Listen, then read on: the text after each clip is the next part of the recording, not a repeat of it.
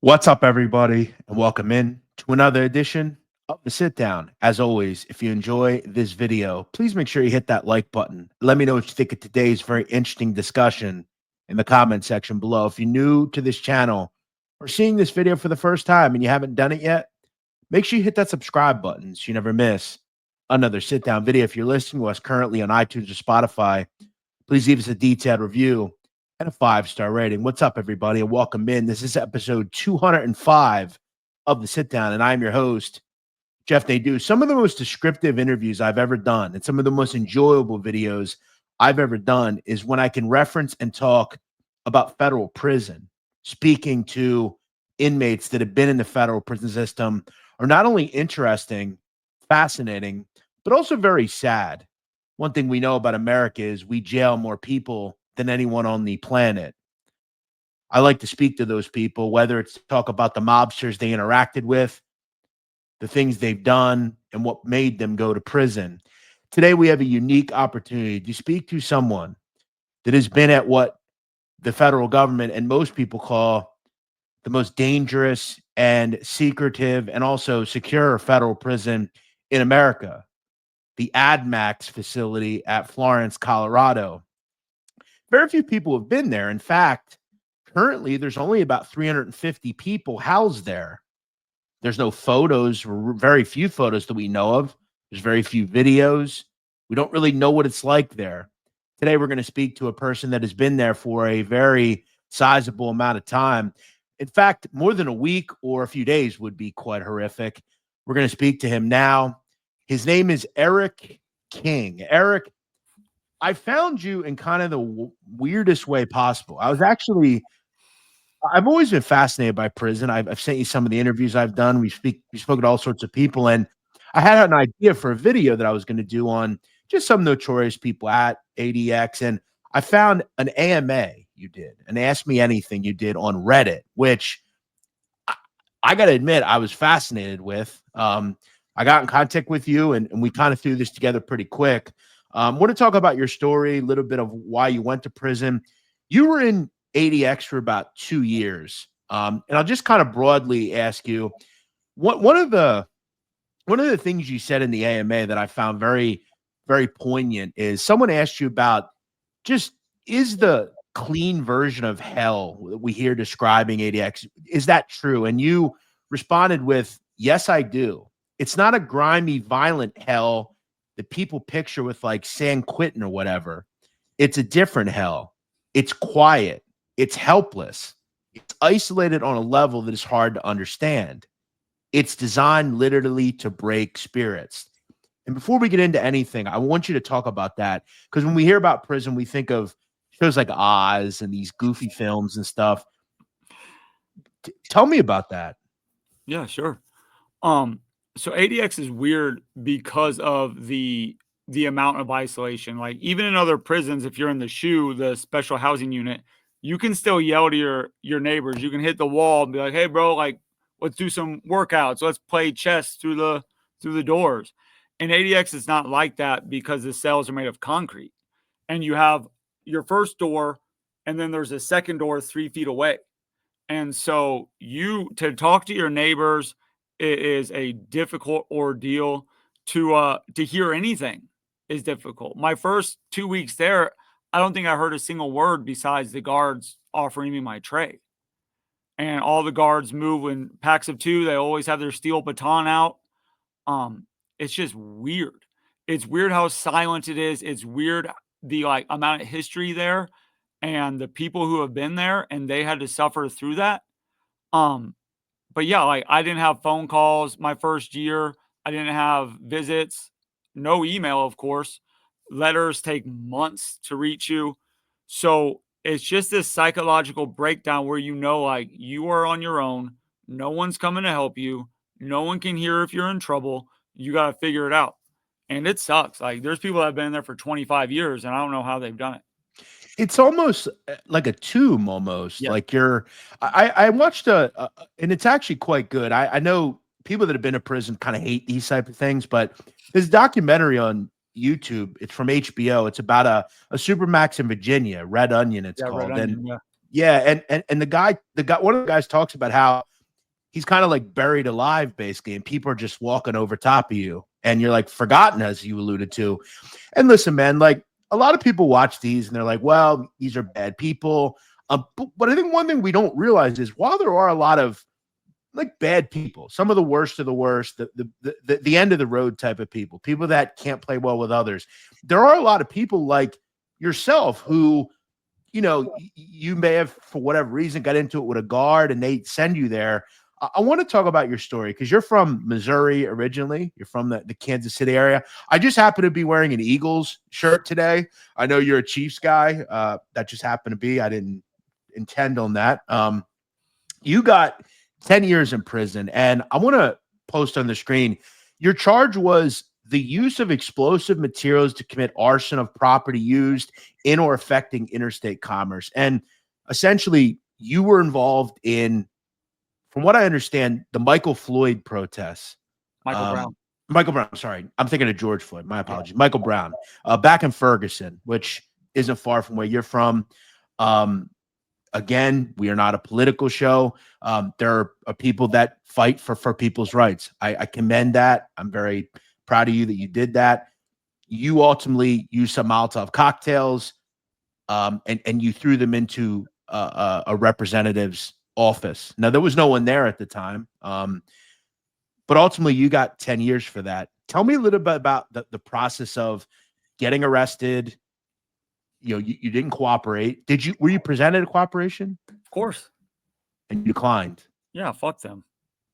You weren't gonna stand on your laws. You were a guy who, let me ask you, growing up, were you involved in criminality? What was your childhood like? So I grew up in like pretty serious poverty in Kansas City. So I saw what we describe as the class war pretty handily. We saw the rich crushing the poor, my neighbors, myself. Yep. And so I went to juvie when I was young for busting up rich houses, or what I thought was rich houses, when I was 12. And then I was a part of, we don't have to get into it too much, but the activist movement for a long time, and the direct action part of that, which is where you are fighting tangibly. You are going after them. And so I got arrested a bunch of times for like assaulting cops and spray paint and stuff like that. But that's just in and out stuff. Mm-hmm. And then this obviously was the big one. And I got arrested because they were watching me. You always see the white van. You never think it's going to happen to you, sitting outside your apartment for a week. Did they tap your phones and stuff? I didn't have phone. Okay. You didn't I didn't have phone. I didn't have social media. Smart. Yeah, I didn't have none of that shit. So they just waited out. I don't know how they knew I was staying there. I was probably stupid and let it on. And I'd also been doing stuff in the city for years. They knew who I was. Mm-hmm. And then just one day they just roll up on you with the machine guns, say, get your ass down. And I had a bunch of explosive stuff in my backpack. I had guns in the car.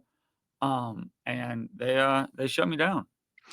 So did you ever think to yourself, you know, what I'm doing could put me away for a long time? Remember, whenever you're messing with government things, they always make it a whole lot worse. I will say the mobsters I covered should take some ideas from you as to not using phones and stuff. They all get caught on telephones and stuff. But when you were arrested, did you think you'd hear 10 years? Like what was your lawyer telling you, that sort of thing? We started with 65. That was their first offer. Because they hadn't had, like, those things were still hot in people's minds, like terrorist stuff, what they were saying. And Kansas City didn't have many of those people. So the FBI wants to like make an example so they can get more money. Mm-hmm. And then it dropped to 40.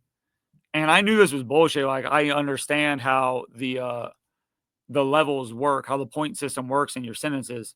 So I waited till about a week before trial, and they came with 10 mandatory minimum and mandatory maximum, just 120 months, take it or leave it.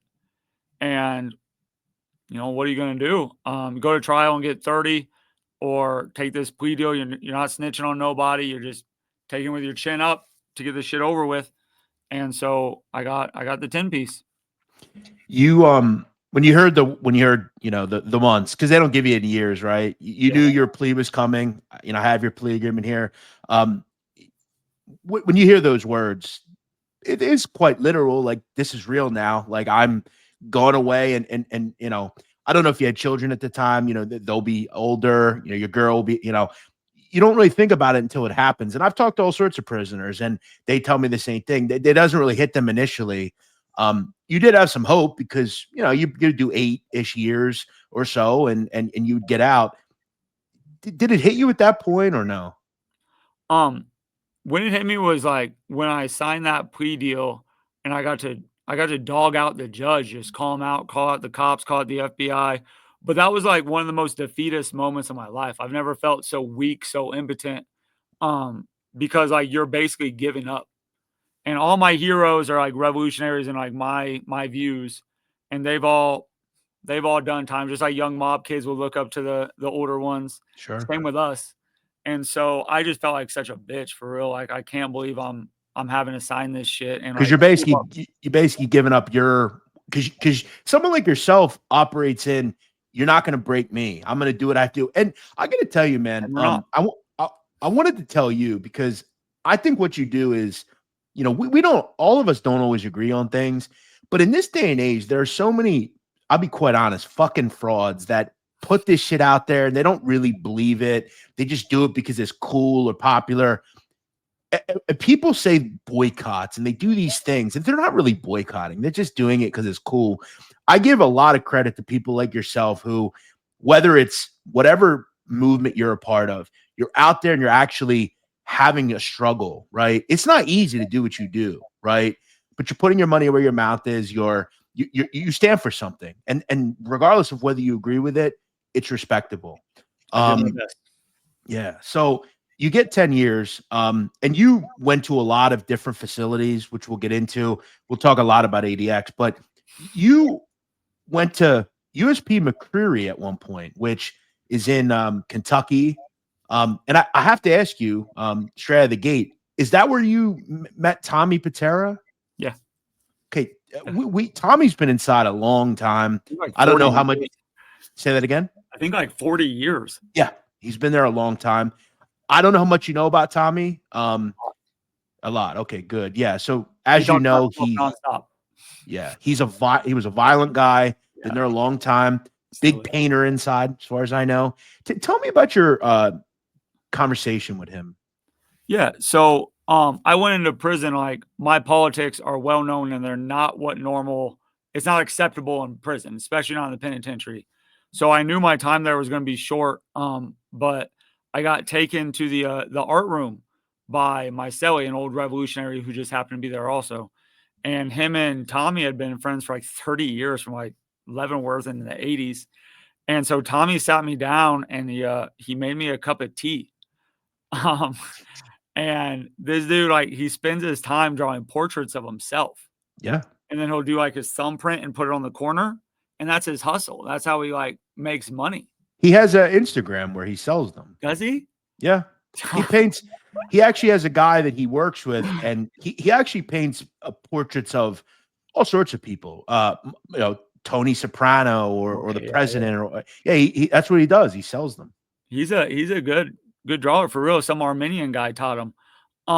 But he's also in great shape. Like he can still do like these crazy ass workouts that like I could not do. And I'm pretty sure he's in his 70s. Yeah, he was so they call him Tommy Karate because he's a black belt from Japan or Korea or whatever. He like went there and like did all that stuff. Did he ever talk to you about his life in New York or anything? Yeah, I mean briefly. He would just talk about how when he grew up in his way of life, it was stick together. And so now that we're in prison, no matter if you agree with a white guy or not, you have to stick together because if shit goes off, you don't want to be on your own. That's all that matters. Be a victim. And like he's been in some wild situations where like old school stuff where he's taping books around his waist for that way they can protect him during knife fights. So like he's hip to all of that and a real funny guy. Like he's got a weird sense of humor. He's funny. So he's a real respected guy at a USP, which like there was like native guys that would like carry his chair downstairs for him. He was in the top unit. They'd like get him coffee like in the mornings and stuff like that. And not all mob guys are like that. Like a lot of these dudes are like, it is what it is. But Tommy, because he was old school, because he had so many bodies and because of what he'd done inside, he was respected a lot. Like people love that dude.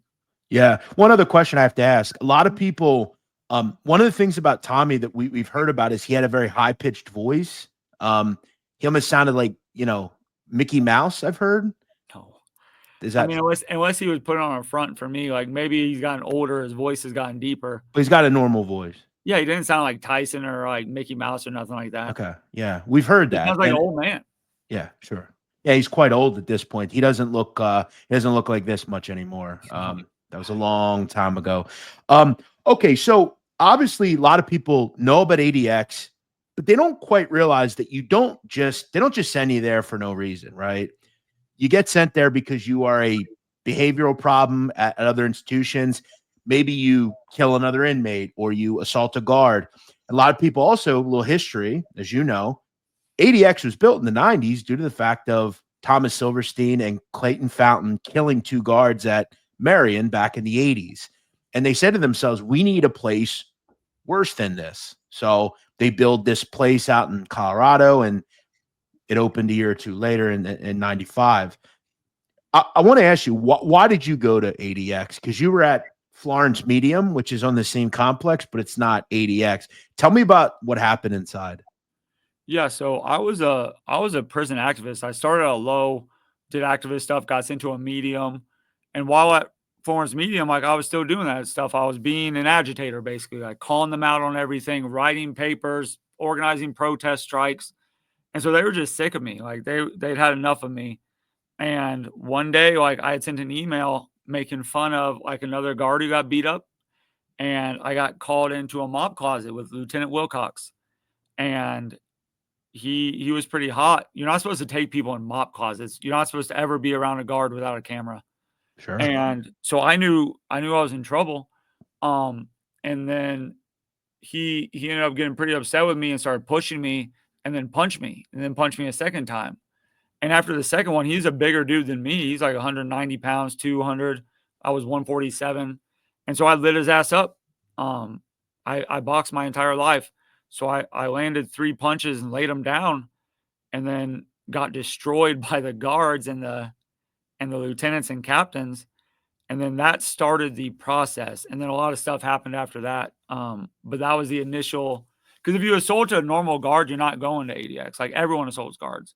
But if you assault a lieutenant and lay them out, that's going to at least start the conversation.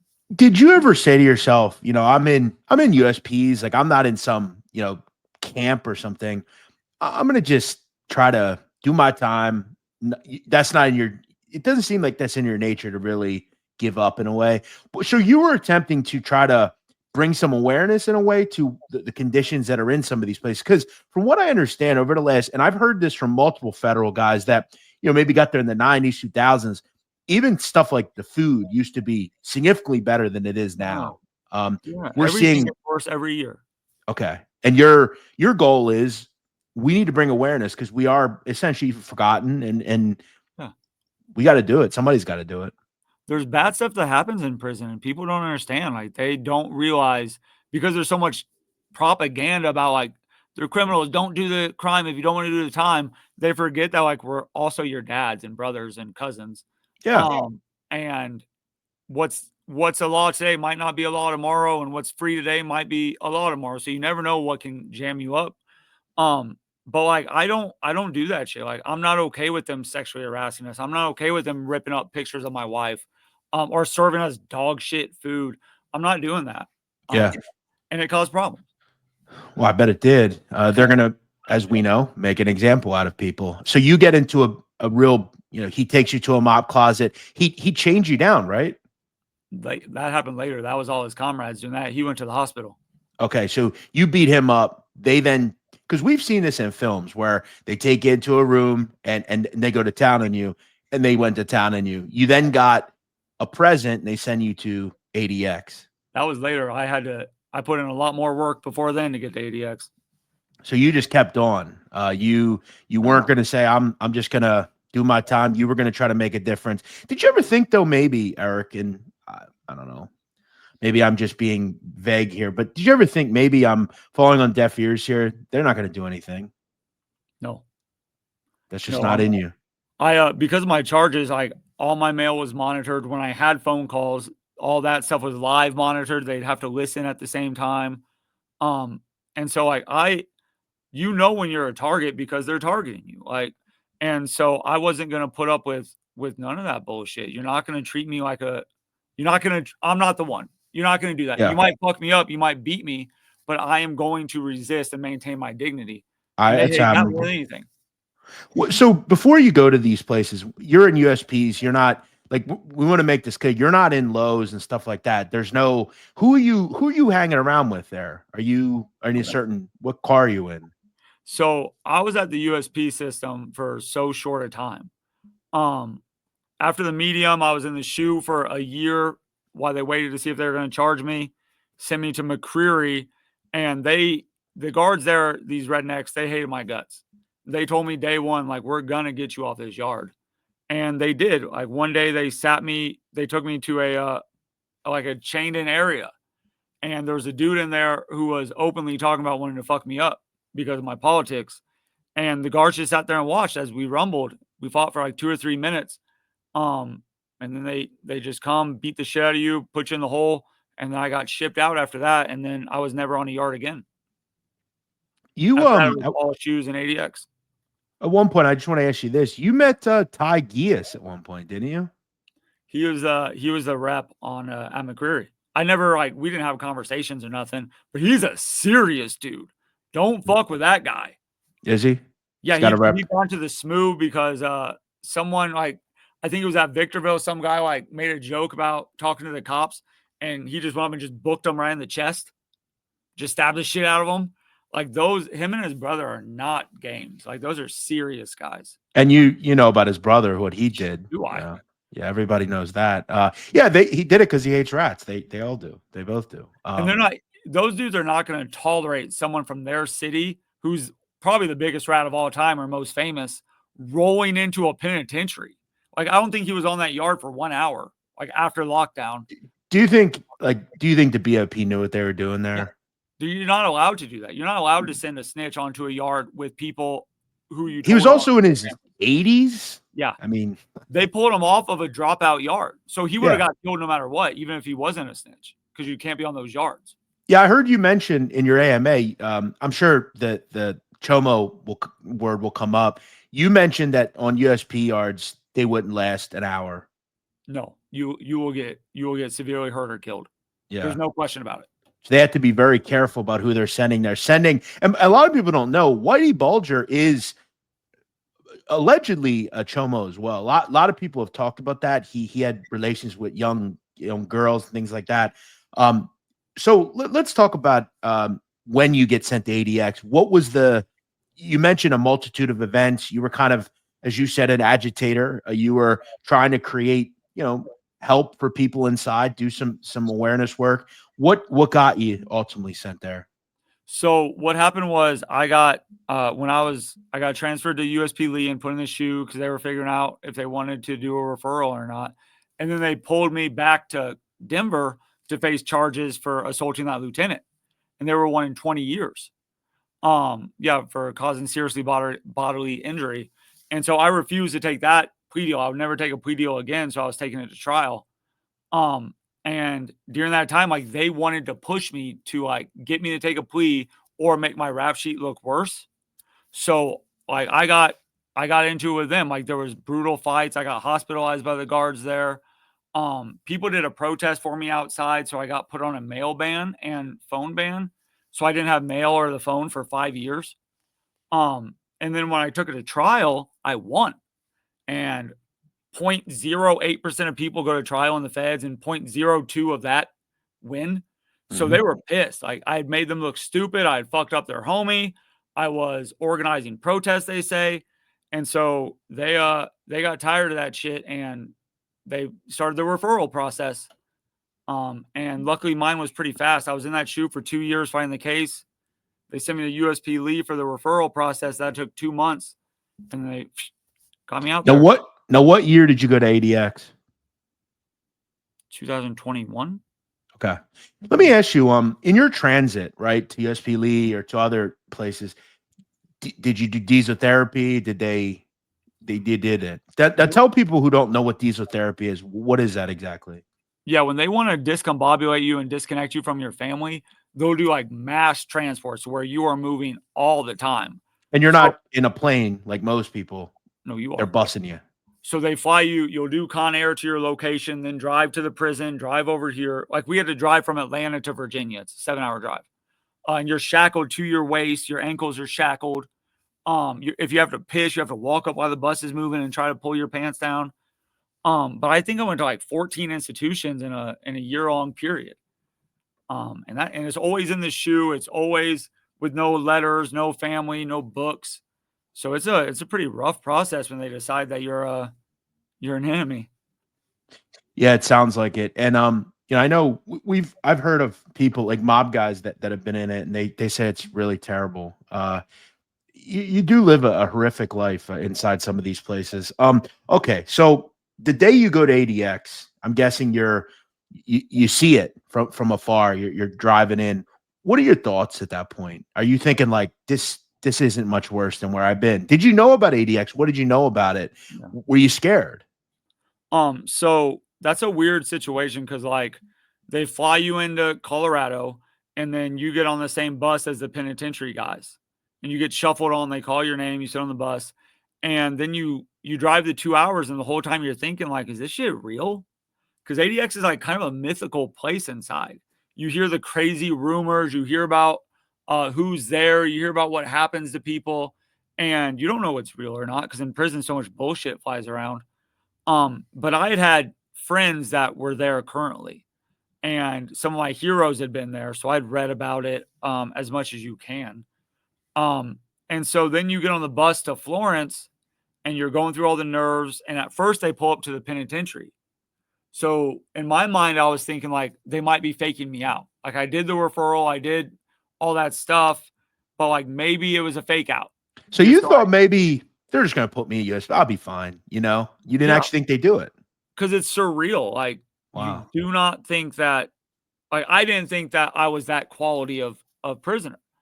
And so then they drop off all the penitentiary dudes and they pull up to this small red building.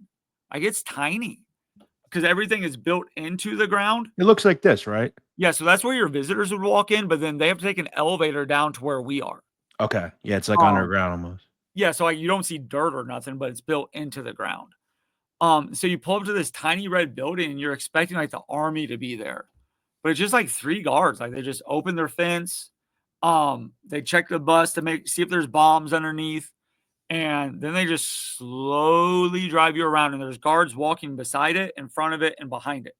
So it's like all this bullshit pageantry. It's probably for their own, like, to make themselves like live up to that hype of what the prison is. Yep. And so it takes like 10 minutes to drive like 100 feet, just slow. And that's when they do have machine guns. They're looking around just in case. And so then you pull up to this big garage. And I was expecting like guard dogs to be there and 18 cops. But instead, like the garage door opens, it's just me and another dude from South Carolina. They drive in, close the garage door. There's like 3 cops there. And they just like have you shuffle off the bus. And then they just start the R&D process. It's weird. Like it was more just like a big show almost. It's all show, it's all pageantry. Which is weird because, like, you see like this new prison in El Salvador they're talking about. That's they make all these videos about it, and they have these it's like almost like a pageantry type of thing. Who are they doing this for? Because like I've never seen these videos. Not like I guess, but like they're not. They get money from Congress, but they're not putting it out like as propaganda almost. You know what I'm saying? Like them though. Okay, yeah, that's why they call it the worst of the worst. That's why they have quota systems where they have to fill certain beds to say, like, look who we have. We have to have extra guards. Yeah. We have to have overtime. We have to have better budgets. Sure. And then they pocket all of the extra money that they're not spending on those budgets. On the inmates, right? Yeah. Bonuses. They literally get these bonuses. So sure. All this shit is to get extra allocations of funds from Congress. That makes sense. I guess you never really think about that. Like when they go into the Congress stuff. Okay, so you get in there, you go through the process. Tell me about where do they take you first? Because a lot of people don't know that in ADX, there's like multiple different units, right? There's like the H unit, which is where like El Chapo is. Yeah. There's like an elderly Basciano unit. was. Say that again. That's where Basciano was. So yeah, you talked about Vinny Gorgeous. I'll ask you about him in a bit. And then I also never knew this, but there's an elderly unit inside ADX, and that's where like your Larry Hoovers are. Yeah. Tell me about, where did they take you initially? Did a guard talk to you? Did he say anything to you? What was that like? So they start with the R&D process where they sit you in like a tiny holding cell, and you sit there for like an hour. Then they bring you out, take your photos, sit you in another cell where they have you strip out, like lift up your junk, spread your cheeks, and they give you your ADX like first outfit, I guess. And then they have every department come and talk to you. Psychology will come and talk to you. Medical will come and talk to you. Dental will come and talk to you. You have to sign the release form for the TV. Because we get little small TVs in there. You have to talk to everybody. And then they will x-ray you to see if you're packing any stuff inside you, any balloons or weapons. And then you have 3 guards on you, and they just shuffle you to your unit. That prison's built in a big circle. And so when you walk into the prison, it's got like these weird checkered floors, but they walk you down to your unit. It's like a slope, like a ramp almost, like going down. And so you're passing different units, like the control unit, A unit, and they took me to C unit. And that is the disciplinary unit. It's where like it's the shoe basically. And so it's got the worst cells, the worst equipment, the worst toilets, and they electronically like open all these doors. You have to go through like 12 doors to get to your cell. And then they just put you in your cell. They just walk you in, close the inside door, have you give them your cuffs behind your back so they can reach through the bean slot to uncuff you. And then they just walk out and the door closes and you're just on your own. The first time this happens, did the guard say anything to you? No, they didn't. Okay. I mean, I wouldn't have been listening. I don't talk to those fucking pukes. Okay. Number 2, you get in there, they take your cuffs off, they walk away, door shuts. Surreal. Yeah. What are you thinking at that point? You start thinking, like, in my mind, it was still disbelief. Like, is this serious? Like, you thought maybe they'd come back and they'd take you somewhere else. Right. Or I was like, this is ADX. Like, it doesn't make fucking sense. I couldn't hear anything either. Like, there was no one talking. Or if they are, you can't hear it. Your window is like so thin that you can't see shit outside except for. And it's frosted, right? Mine wasn't. Some of them are. Okay. But it was just like I expected. I don't know what I expected, honestly, but the cell was filthy. My mattress was the worst mattress you can imagine. Does it actually look like this? Yeah. That's the small ass window. And then your shower would be right next to the window. That's the bench you sit on to watch TV or write letters. So like that bed there, did they give you like a little covering over it? So in C unit, it also doesn't have that holding stuff that you see in the middle. Like that's like a shelf built into the bed. Okay. And we don't have those, but they give you like a thin ass mattress, like this thick maybe. And then they give you a sheet and an extra sheet, and then you get all your clothes for the week. And but when the mattress they give you, it's not like some Serta or something. Do you feel like anything really? It feels like you're laying on concrete. It feels like okay. They used to give these dudes big ass thick mattresses because they were so terrified of them. They didn't know what to do. But as the years went on, it was like got smaller and smaller. Yeah, you end up. Does it look like this? Yeah. So but you said, and you said they give everyone a TV. That's kind of a myth that you get it for good behavior. They can take it for bad behavior. They can take it, sure. Okay. But like it used to be like a black and white big TV, and as technology has changed, now it's like just a little thin. It's like 2 hands.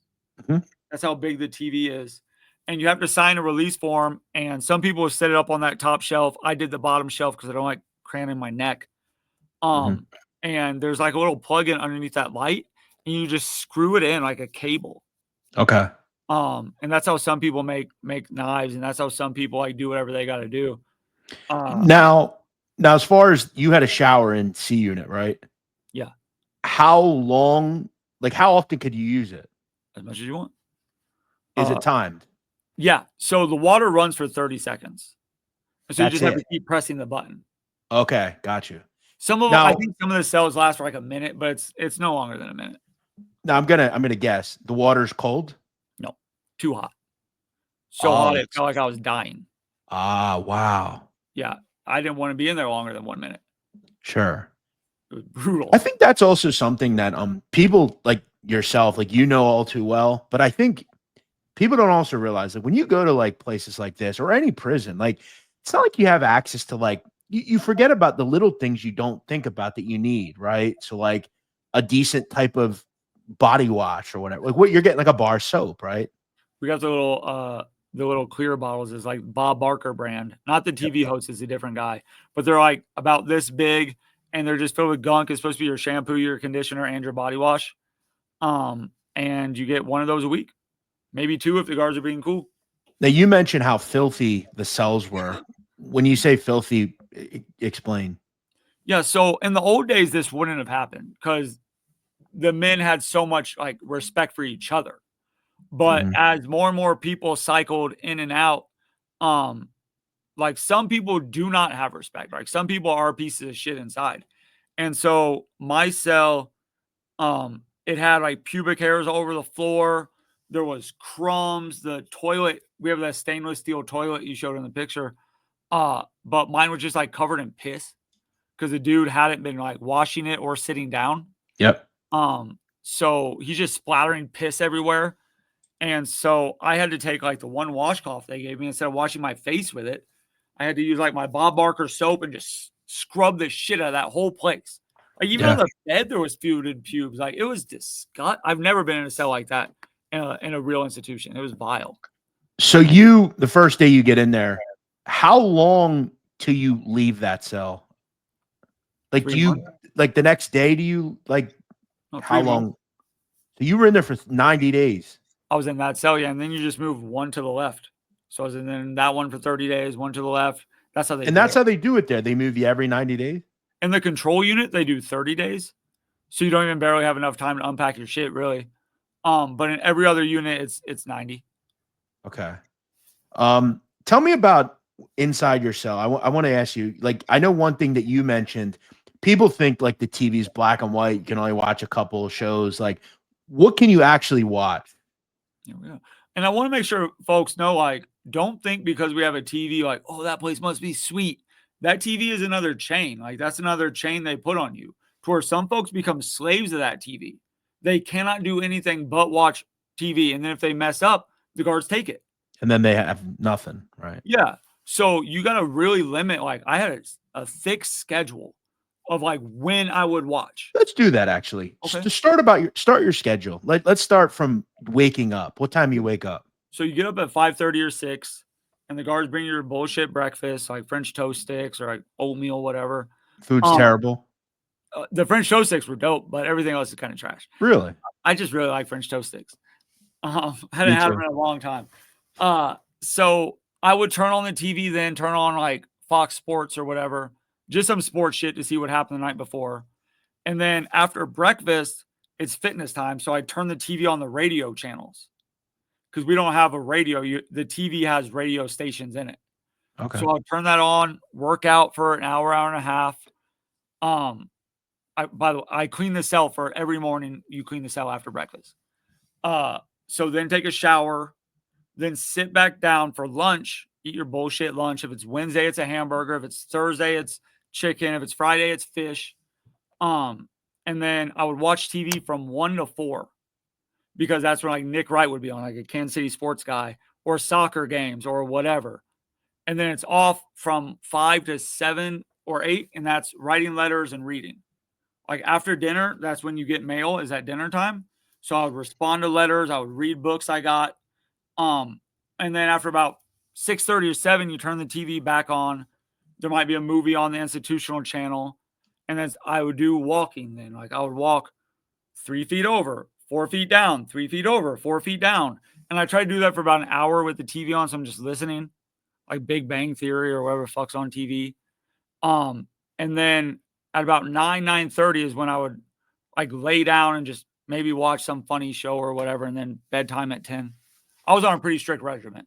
Did you, I think one thing that I've always wondered about people like you that are in these types of places is it would be impossible to sleep because you're just not tired.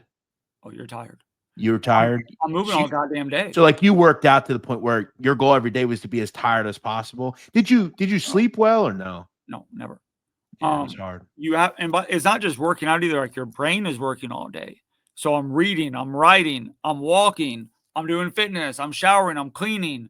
If you do stale time, like if you're water and you stop moving, you rot. Like as soon as anything stops moving, it rots.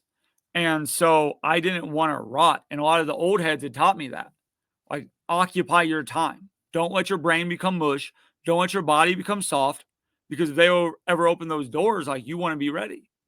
And so I was constantly either thinking, walking, or doing something so that I didn't have dead time. So you would say that to survive in a place like that, you have to have a routine where you're doing very similar things every day. You're keeping an astute mind, because no one else is going to give your life meaning. Exactly. Those cops will watch you lay down and die. They don't care.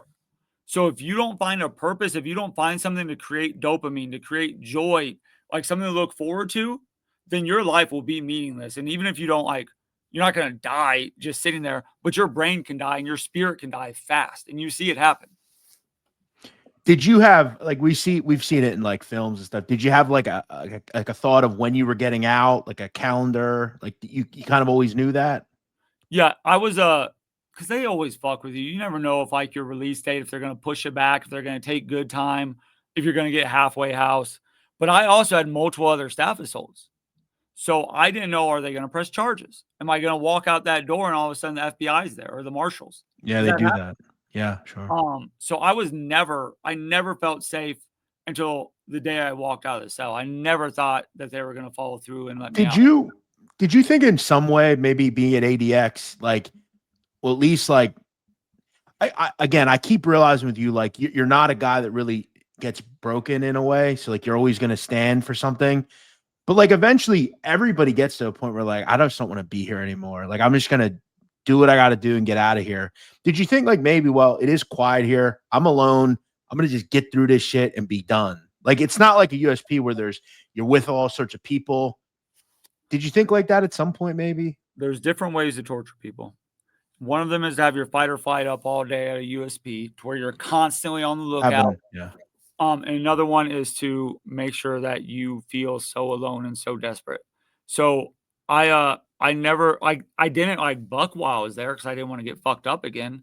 But I still wrote, I still did that stuff. But there was never a time where I just want to get out. Because that's capitulating. Yeah.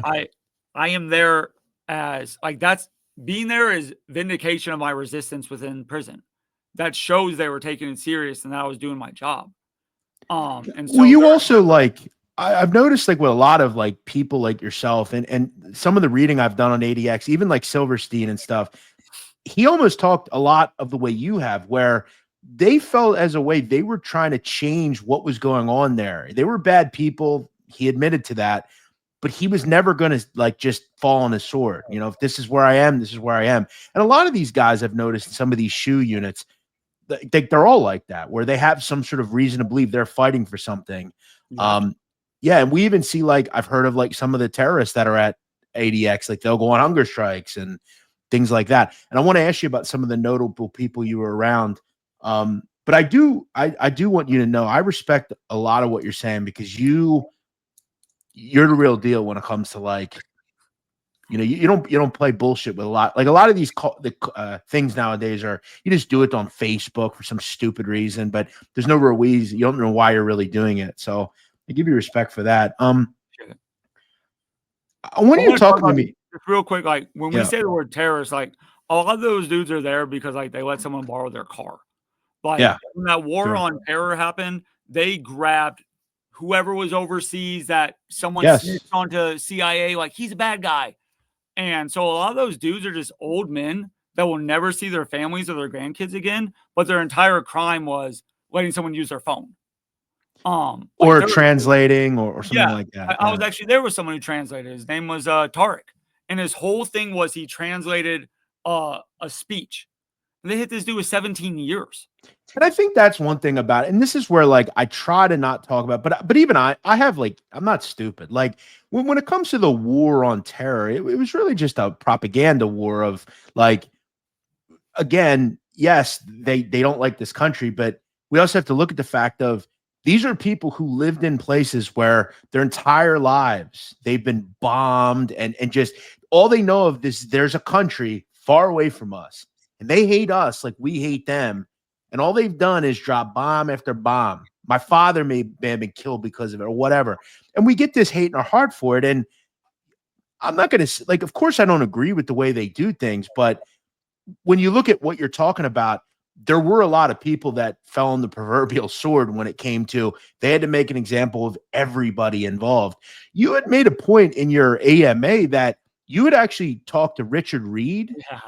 and you had characterized him as like a really nice guy. Can you talk about that? So, like, obviously, people are gonna look at him like a fucking dirtbag or whatever. He's the shoe bomber. Right. But he was a really righteous guy. Like, he was a devout Muslim. He'd fought in Chechnya, against the Russians who were trying to kill the Muslims there, and he saw what was happening to the people he considered family. And there's only so much you can take. Like, every single human has a breaking point, and he did what he had to do. And they put him in H unit for 7 years.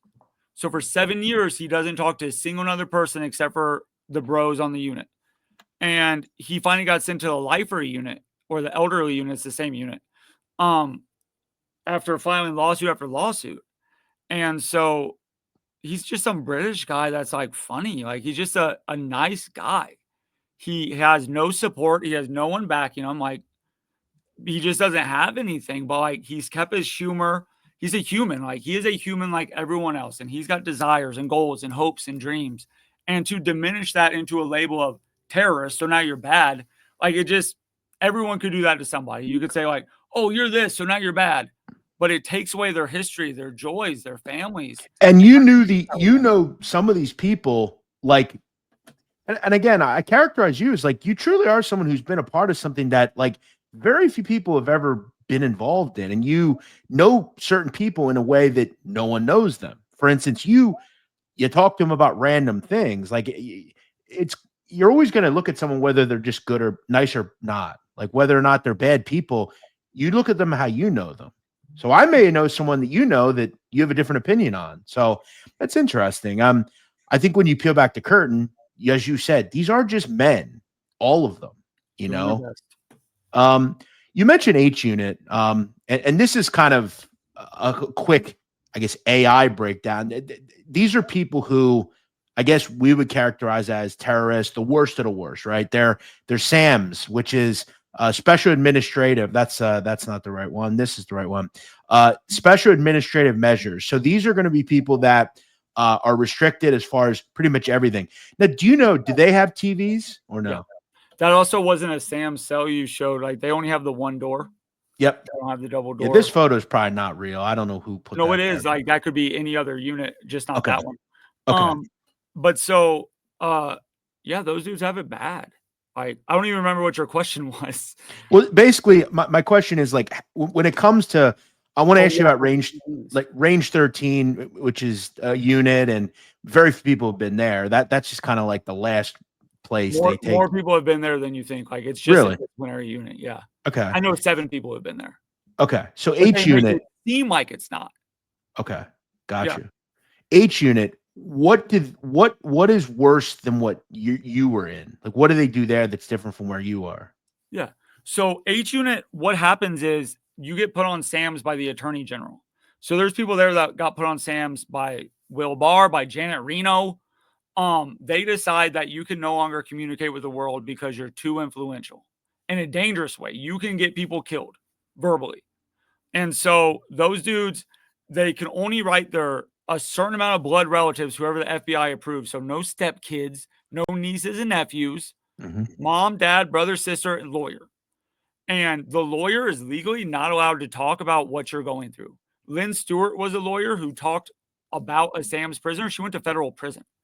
Like that's a 10-year sentence for even talking about what's happening there. And so they only have those phone calls. with the family. Their mail takes years because the FBI or CIA has to read all of it. They only get phone calls if the FBI listens to it, not just the guards, but the FBI or CIA. They can only get certain books that the FBI or CIA approves, and they get 3 showers a week, and they get treated like absolute dog shit. Those guards are they're all what they are, and they hate Muslims. They hate them, and they get treated bad. Even though there's like a handful of other non-Muslims there, they get treated like that's real. Like that's a further level of isolation. And people like that are there are going to be even like Chapo. Tsarnaev's there. Okay, Tsarnaev, Boston Marathon. What did what you didn't have any run-ins or see El Chapo ever, did you? I saw his lawyer. He was at a legal visit at the same time I was. So we saw his lawyer. But no, like, and I wouldn't. No one would except for the men on that unit. And like no one sees anyone else either. Like no one saw me either. Right. Like, you only see who's on your unit, and that's only at rec time. So it's the end game, and it's the end of the road really at ADX. So it'd be your end of the line, as they would say. Yeah, like that's no joke. I put out that I was talking to someone that had been to ADX, and people asked questions, which I'll read a few, but there were several questions about Range 13, which it's got this name, Range 13. It's like this. It's almost like a. You mentioned mythical. Like a lot of the stuff at ADX seems like kind of mythical. What is that? Kansas City. Oh, okay. Wow, that's dope. You got a lot of tattoos. Pretty cool. But yeah, as far as like mythical places, what did you know about Range 13? Everything. It's not like a big mystery or secret there. It is just a disciplinary unit and C unit. And so like it gets built up because when it first opened up, it was just Silverstein and Ramsey Youssef, the orchestrator of the first Trade Center bombing. Yeah. And people make it seem like they couldn't talk to each other and they built walls between them. But like they talk, they're friends, or they were friends, or at least as good of friends as you can be. And so that unit gets built up as like this monster, and it is because it's an ADX unit. But like it's bigger than normal cells. They have cameras everywhere though, so you can't shit privately, you can't shower privately. But the cells are a little bigger. You get the TV, you get a mattress. It's just a normal shitty cell, except for you're further isolated from the people on your unit. And you're constantly being watched. Yeah. And so the guards have to do a 15-minute check on you. They have to walk by every 15 minutes and see, like, what's he up to? Inmate Johnson was jerking off. Inmate Johnson was writing a letter. They do that all day. Wow. And so that's the thing. You were just constantly monitored, and that's brutal. Like, that's a mental, it takes its toll on you. But, like, let's say you throw piss on guards when they're bringing you food, you're going to H unit. Or range 13. If you try to escape, you're going to range 13. So I know 7 or 8 people that have been there, and it's just a shitty unit. Now, in terms of Silverstein, he's kind of a him and Youssef are different because they've seemingly been over there for years or into these. Silverstein had bad. Yeah, sure. How long do they generally put you in these units for? So the first dudes, like the old dudes, I think Silverstein was there for a couple years. Ramsey was there for a couple years. Dr. Matulu Shakur was there for a couple years. But now they have a process where you can step down. So if you do their old program packets, if you don't cause trouble, you can either do 60, 90, or 120 days, or if you keep bucking, as long as they want you back there. But like when I was there was only one person still back there, and he had tried to escape. He was an orderly, and I think he had a 120-day bid back there, and then just right back to you go from there to C unit, disciplinary unit. So just right back to the shitty C unit. Have you ever heard about anybody that was in these really restrictive units that just ended up going back to like a Freddie Gias, right? I get killed, Whitey Bulger. Will he always be in like a C type unit or? No. There's 1,000 killers. No, obviously not 1,000. Every killer that's in the BOP at one point in time has gone through ADX, and you just work your way down. Freddie won't be there forever unless he's causing trouble. They might keep him there for longer than usual because he has such influence now. Like he's basically a hero inside. Yeah. But like Basciano was in H unit, an H unit for 2.5 years, I think. You just work your way down. What do you know about Vinny Gorgeous? Dude, you hear so many good stories. He's the most respected mob guy I've ever heard of in my life. Because not all these mob cats are like seen that way. A lot of them are just seen as putzes, basically. Like they have like too big of egos. They have these huge egos, kind of like bikers. It's weird. Like you didn't have 10 cents on the street, but all of a sudden now you're a baller inside. But Vinny is seen as like a dude who just stood on everything. He was respectful. He demanded respect. He gave respect. He did not talk shit. He's humble as fuck from what I hear. And he's still about that business. Like he runs cars. He is about that life. He gets transferred if he has to sell stuff, if he's too influential, if he's putting in work. But I've met 20 people, I think, that met him, and not one has said even half a bad thing about him. And that's really rare in prison. Yeah, I've heard on the street. We've actually I've interviewed the guy that flipped against Vinny Gorgeous. And even he talked pretty glowingly about him. Anybody that's known him has talked pretty well about him. So he's really respected in some of the USPs. That he sort could of walk thing. any single yard and immediately be welcomed as a brother by every single person there, probably even other races. So he's similar to like Pitera in a way. No. Like, what do you mean? Not. So Pitera is an elder guy, but he's had problems at other yards. So he would be like, well, he's not a rat or nothing. So like he's gonna get welcome, but it's not gonna be the same level of like, yes. So in terms of, I think I know what you're saying. In terms of like Vinny Gorgeous, just like kind of well liked by everybody. Yeah, in a way. Like, yes, and even if he's not well liked, he's well respected. You will not disrespect him. You will not talk shit about him. You will not be late if you owe him money, and you will have a good conversation with him. He's just a good dude that way. You mentioned in your AMN and what you just said to me that these mob guys, a lot of them you didn't like. Do you remember any that you didn't like? Man, I wish I could remember their names. There was a bunch at Florence Medium. Some of them from New York, one of them from Philly. I forget his name, but they're just low-level guys that they just think they're too much. And as the mob's kind of diminished in stature throughout the decades, they don't always realize that, or they do and they're insecure about it. Yeah. So I'm not talking about all of them, of course. I'm just talking about the handful that I met. Like, I'm not speaking on other men that are legit as fuck, but I've met a bunch of these blowhards that, like, they don't have enough money to buy a soup, but they're going to tell you about their Rolls Royces and how they ran their neighborhood. Sure. It's like, stop it, dude. Stop it. No one's you're not. We're not buying that. Did you? This is kind of the last question on the mob, but did you ever house with anybody that was with John Gotti? Yeah, I didn't house with him, but there's a dude named Bomba, and he was or is a member of. He's an MA, a Mexican Mafia leader, and he was at Marion with Gotti. They were neighbors, so they never celled together, but they were neighbors. And so him and John, I apparently, like, he told me lots of stories about him, but they would talk all the time, and Gotti would just talk nonstop about food, apparently. Like different Italian dishes and different restaurants. And when you get out, I'm gonna have my people take you to Vinny's, like that sort of stuff. Like Bomba's never getting out, but they would have these conversations to keep their spirits alive. Yeah, from what I understand, even on the street, John was a big food guy. He liked all sorts of. He loved all sorts of different food. He actually, there's a story. So he had a dear friend, Jackie Knows was his name. He's another mob guy. And when they were in MDC in New York City, John was in MDC, Jackie wasn't. Jackie would smuggle in eggplant rollatini. It's a type of dish. He'd smuggle it in socks, and they would eat it together. They can do that shit back in the 80s and 90s. Yeah, it was a different time back then. Sure. I want to ask you about one of the things you said I got a kick out of. You talked pretty openly about this guy, Terry Nichols. You called him a quote crybaby bitch, who everyone hated his guts, and he was actually punched in the face by an elderly mobster. Now, I would love to know who the elderly mobster that punched Terry Nichols was. If you could ever think of that, I would like to know who that was. That said, why such a?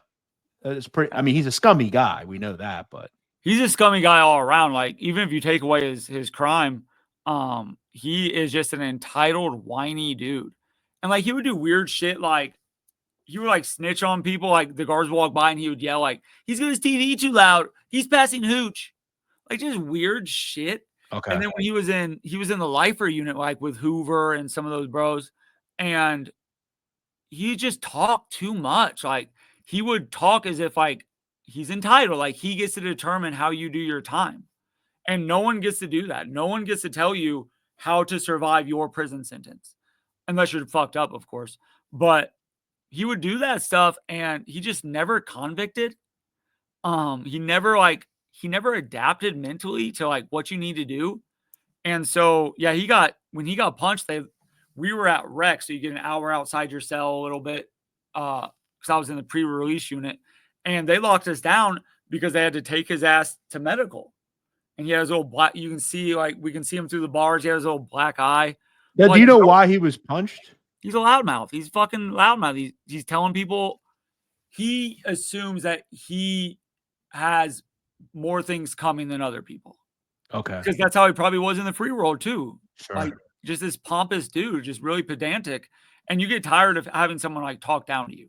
You're not going to put up with that for very long. In that like older elderly unit, right? Is that more of like an open floor pattern or? So it's kind of like the pre-release unit to where you have your group. So it's like a square and there's a square upstairs and your group will be 2 to 3 other people that are like on your range, like your side, like your 2 neighbors basically. And you get an hour and a half outside your cell in this box. So you can like watch TV or do workouts or go talk to men at the other doors. And then they get an hour of outside rec time. And their rec yard is much better. Like, that's the one where they can play basketball. They can throw a football around. They can be around other people. I was never around other people at outside rec. Yours is like a dog kennel, basically. Yeah, it's dog kennel. Yeah. So they got to be around each other. They can walk around guards without handcuffs on. Because you have to earn your way into that unit. Like, you have to have good behavior, I think, for like 5 or 10 years. Oh, wow. Yeah. Okay. Now, who are some of the people in there? I think you mentioned Larry Hoover's in there. Yeah. Larry's, and you know, this is a point of contention with a lot of people, right? Larry's old. What kind of influence does he have? And you talk a little bit about influence and how this is why they are there, because there's a belief that they can still influence a lot of people. Did you ever run in with Larry? I'm guessing no, but what did you know about him inside? So Larry's one of the most respected dudes on earth. He's essentially the black version of Vinny, except for he's been in for 50 years instead of 12 or whatever Basciano was at. Larry is still wildly influential. He could shut down the entire bureau if he wanted. Like, there is thousands of GDs and like that coalition, the Chicago coalition in there. But he's also like a good, humble dude. I only talked to him twice because it's when he was going to medical. And there's like outside of our indoor rec, there's like a platform where the guards like walk you out basically. And so I got to see him there and you just shout like nice messages back and forth. And he was great. And then like my wife would see his family because we had visits always at the same time. So my wife would talk to his family, just real humble people. But he's 80 years old. Like, there is no reason for an 80-year-old man to be in that living condition. Like, they should, if he's too influential, build something else. Build a unit somewhere else where he can have better physical and mental treatment. They just shouldn't. And he's such a respectful dude. He's kind. He's not going to talk shit like loudmouth. He is going to respect people and he's going to be respected because he's such a stand-up dude. I got a few more questions, then we'll get you out of here. I got to ask you, this is kind of a dumb question, but were you ever starstruck seeing any of these people? I was starstruck in a bad way. Like I saw Eric Rudolph. Okay. And he was an orderly in KB, so he got to come out and like mop the guards area. So I saw him there. And he's just such a piece of shit. And I just saw him, I was like, you fucking dirtbag. Like, everything about you is scummy. Mm-hmm. And he talks hard. He talks like he's a big ass convict. It was really great seeing Larry Hoover. I got to see King Blood. So that was really like, whoa, like that's a real person. I got to see Jeff Fort. That's another one. He's been there for 40 years. Yeah. So it's just like, holy shit. But then you also meet like these people that you heard about inside prison that did I don't like demonizing prisoners, but like they did the worst things imaginable. Yeah. Like cutting out people's intestines and stuff like that. Well, I want to ask you about a guy kind of from my neck of the woods that's at ADX. I don't know if you ever had any run-ins with him. His name is Kabani Savage. Oh my God. Nightmare. Yeah. That dude is serious. And so he's a guy who he's an agent. Yeah, he ordered the firebombing of a home, 6 people were inside of it. He's just real bad guy. He is probably the most dangerous person in the history of this state. Did you ever talk to him, or what did you hear about him? He's H unit. He's on Sam's. He'll probably die on Sam's. Yeah, that's what I because he hear. literally murdered multiple people From federal prison, right? Yeah. His sister's doing life as well. Is she? Yeah, she was the one that on the street was doing his bidding from inside. Yeah. But no, someone like that, he's a serious gang leader either way. But when you have that sort of influence where you can, I don't even think they were supposed to die. I'm pretty sure they was just supposed to burn the house. Like they weren't expecting all the other people. Well, but here, let me explain though. Yeah. When the individual, it was his cousin that did this. When he called her and said, "You didn't tell us there were kids inside," she said, "Fuck them." Well, yeah. And she then told Kabani, and Kabani was caught on wiretap discussing like we should send barbecue sauce to the funeral. Like that would be funny. Like he's a bad guy, man. Like inside I don't know nothing about him inside. I just know he's on Sam's unit, and I know he's considered very serious. Well, he just got off death row. Actually, he was one of the sweet too. Yeah, he was just one of those guys. Because like if you're on Sam's, you stay on Sam's. Like you don't go to death row in Terre Haute. Okay. Like Tsarnaev, he's on death row, but because he has Sam's, that takes priority, and then they'll move him over there once the Sam's expire. Gotcha. Okay. That's sweet. I met a lot of people who were on death row, and it's way better than ADX. Yeah, they get a lot of time out. They have better commissary. They get lots of phone calls and stuff. Like maybe not now with the new administration, but historically, because you're about to die, like who knows what's going to happen to you. Sure. One other person I want to ask you about, and then we'll kind of talk about you leaving prison and that sort of thing. You also mentioned Silk Perry was a nice guy. This is another guy similar to Kabani, has a lot of bodies, was very infamous in Washington, DC. What were you like run-ins with him? So I was in the step down unit or not step down, but pre-release unit with one of his like homies from the street. And that dude had been in there for 19 years in ADX. He got in when he was a kid. He got in when he was 20. He's been there. He's 39 now. And so I got to hear them like screaming back and forth all the time. And I only got to see him, like actually see him and have like a brief convo at visit because you can yell from door to door. But he's another one, demands respect. And they've tried moving him to different prisons to like isolate him from people. Because the DC car is strong as fuck. Like they are huge. They have a huge amount of people because everyone from DC goes to federal prison. They don't have a state prison system. Mm-hmm. So his amount of influence is exponential. It could, who knows? But it's deep. And so Silk just did prison. He was like a revolutionary guy. He had deep thoughts. He wrote like really well-written papers about the institution, about the Federal Bureau of Prisons as a whole.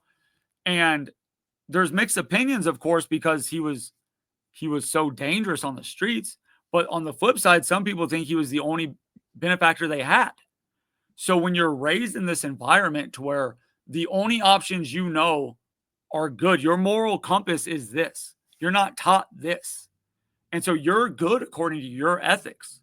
And that's how he existed. Like, I don't know what to expect from someone who has grown up kind of like, I guess, mob guys. If you've grown up to where this is what is acceptable, this is what you are taught, then that is all you will know. Well, I've talked about that on my show ad nauseum. The people that we're talking about, Silk Perry, Vinny Gorgeous, Tommy Pitera, they are products of the environments they're in. And the business that they're in is, this is what we do. And we accept it. John Gotti talked about it. There's only two ways out of this life. We're all going to go to jail or die. Right? It's real simple. There's no ratting. There's none of that shit. There's two ways out. In fact, there's only one, and that's death in prison. So yeah, obviously we're not talking about like the Terry Nichols. Those guys are scumbags. That's why he's like such a scumbag. Cause like, yeah, he didn't have to choose that. He went out of his way to do this shit. Right. He wasn't born that way. He's like a privileged dude. He had every advantage possible, but he was so entitled. Do you look at? Oh, sorry. Yeah, all good. No, that's. I'm glad you said it. Do you think people like Silk and Vinny and guys like that. Do you think because I know Vinny has 3 sons, right? Some of them went into the life a little bit. You know, he probably wants to be around them. He had a wife. Do you think some of these people, because they are never leaving, all these people that you talked about, do you think they ever waver and say, I wish I'd have did it different? This like goes back to like how you're born. When you have nothing and you gain something, like integrity and respect it's gold. It's more valuable than money. And when they are inside, it is a vindication of the threat that they were, of how serious they were. I don't think Silk or any of these solid ass dudes, I don't think there's a second of regret, because they don't see the wrong. They existed in their world. They weren't bothering people over here. This is our world.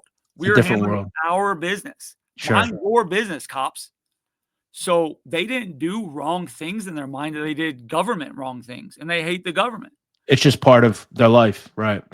All right. Final question about prison, then we'll talk about your release. I'm sure this will be asked. You mentioned the food sucked, right? Occasionally there was a decent meal, French toast or something. Obviously, you get commissary.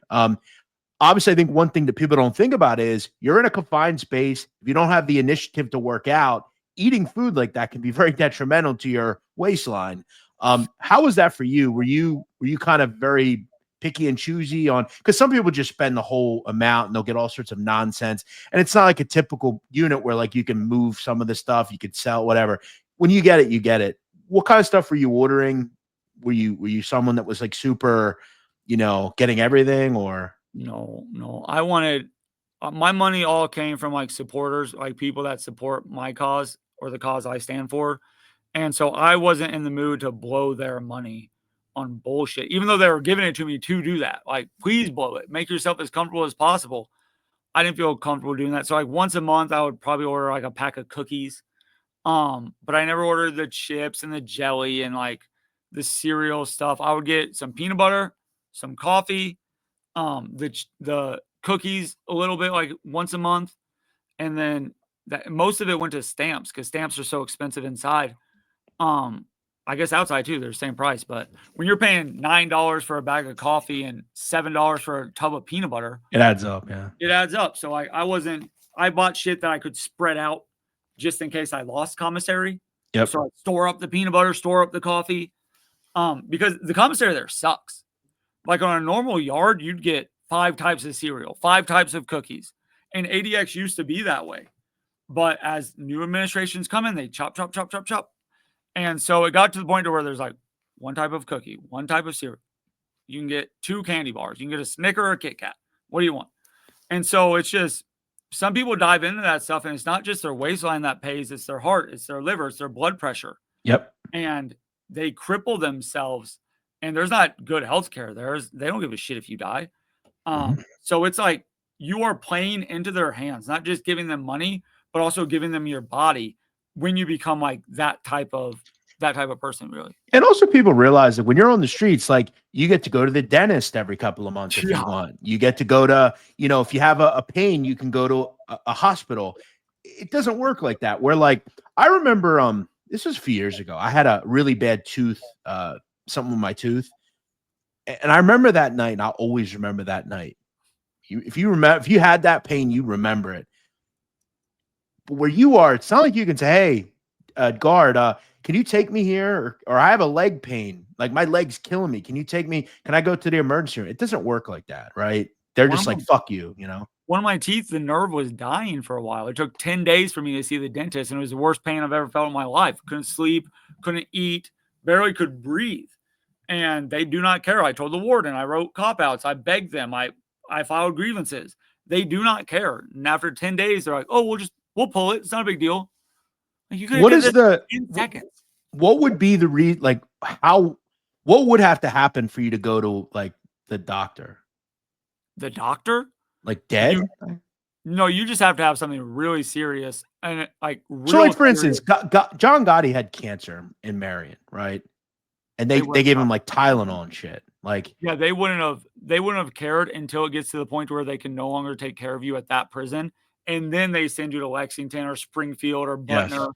Okay. But they don't care. Like, I watched a guy, literally his foot turned gangrenous after a surgery because they They didn't give him gauze. They didn't give him medicine. They didn't give him cleaning supplies. He had surgery on his foot. They just put him right back in the unit. And Jesus. he had a blood infection. It started getting to his heart. And so because of the Bureau's incompetence, like intentional incompetence, they let this happen to this guy after they watched it for 3 weeks until he was about to die and then had to rush him to the ER for emergency surgery. Jesus. And that happens all the time. Oh yeah, sure.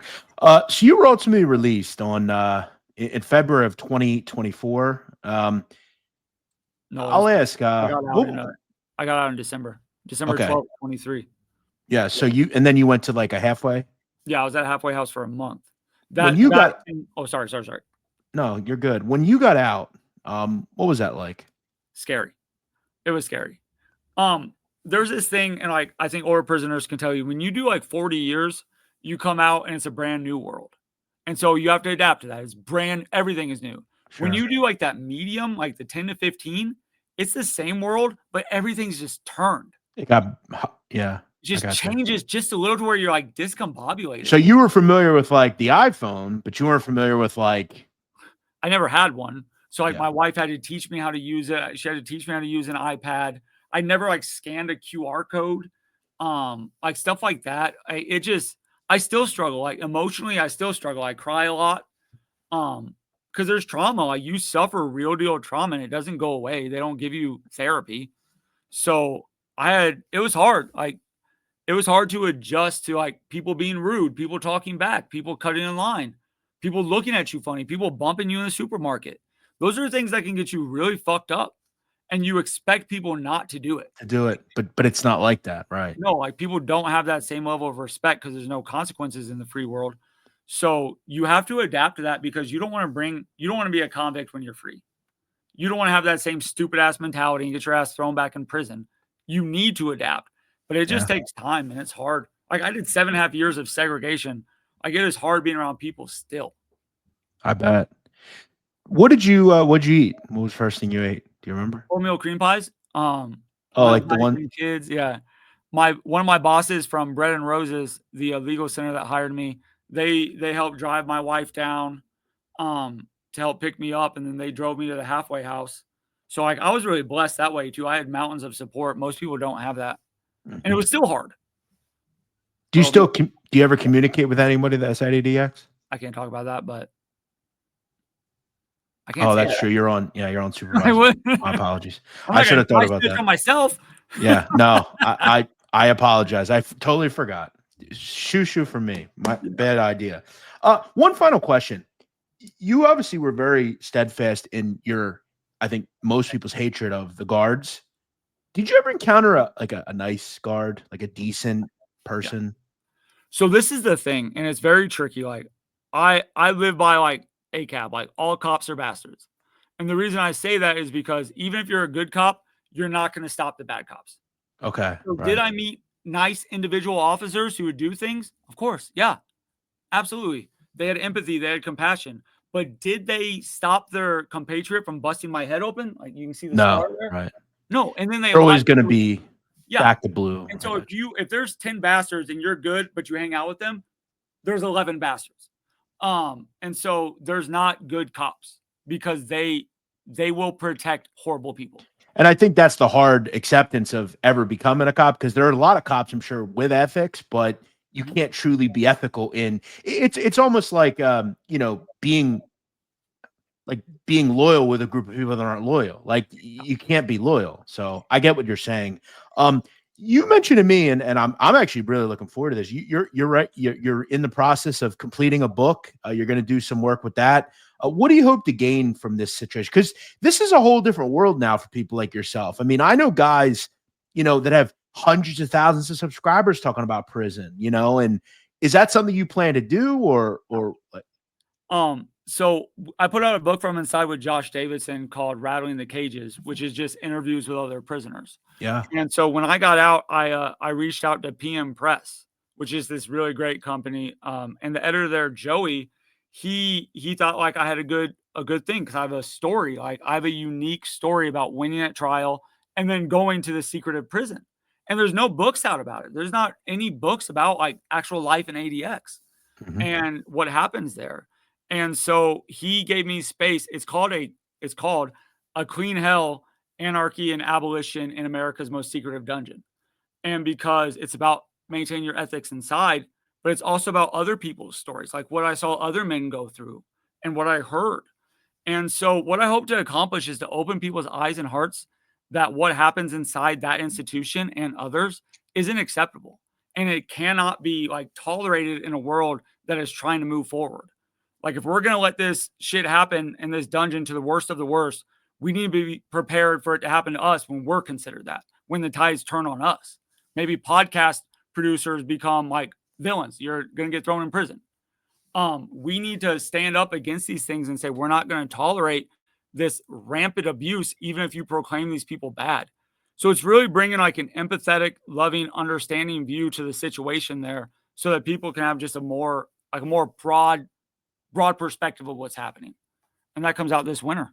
Well, I want you to come back. I want to promote what you're doing. I think it's really cool and honorable. And my final question, I ask this to a lot of the people that I speak to, and generally they give me the same answer. I guess I'm going to get the same answer from you. When you were a kid, you look at your whole life, you know, you're 38 years old now. Is that correct? Yeah. You're a little older than me. You've been through things that I've hoped to never deal with. Do you regret your life up to this point?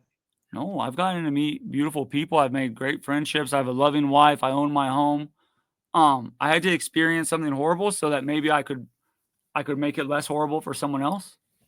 That's the whole goal, is that the next person that shows up will maybe have it a little better than I did.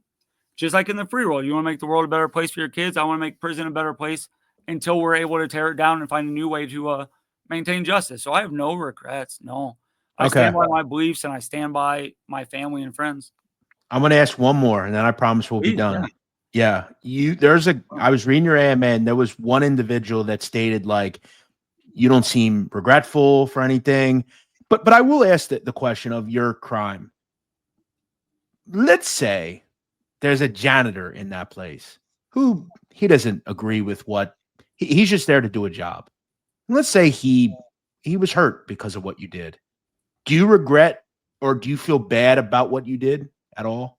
Just for the record, like I watched that building for about 3 weeks and I knew when there was workers and when there wasn't workers. And if someone had gotten hurt, like some working class dude, I would have hated myself. I probably would have killed myself. But as far as it was, attacking property is not the same as killing young kids in the streets. Sure. So that was righteous rage. It was justified anger. It was justified solidarity. I could have been smarter about it. Maybe I could have picked a better target. But they have it coming. Like there's no innocent politicians. Like I think we've realized, and that's where to me with you, like I really resonate with what you're saying because there are so many. We see it today. There are so many talking about with anything. So, and they're almost used in a way by these political systems. But that's America. Eric King, I give you a lot of credit for your life. There may not be certain things I agree with, but this is the country. We're allowed to protest things we don't agree with. We're allowed to do things. And you have a story that I'm really excited to read about. I hope you'll come back maybe and tell me more about the book, and maybe we'll help you get some sold. You're going to sell it, right? Obviously. Yeah, I want to give a shout out to Bread and Roses Legal Center, who gave me a career fresh out of prison, and that's very rare. So what are you doing now? I'm a paralegal. I fight to keep people out of prison. No shit. Yeah, every day. Erica Unger and Z Williams, like these beautiful people who believed in me and gave me an opportunity. That's amazing. Good for you. I was going to ask you about what you're doing now. I feel like that's a good job for you. Amazing. Okay, my friend. Well, look, I really appreciate you having me. This was super insightful. One of my favorite interviews I've ever done. I always find the prison interviews to be super interesting. Is there anything you want to leave us with? Anything else you want to say? I would really encourage people to write prisoners. Write someone. You can find prisoners on NYC ABC newsletter or Mongoose newsletter, but take the time to reach out to someone, and you can change their life. You can make someone's life better instantly. And it doesn't cost nothing. Well, 50 cents. But kindness is free. Empathy is free.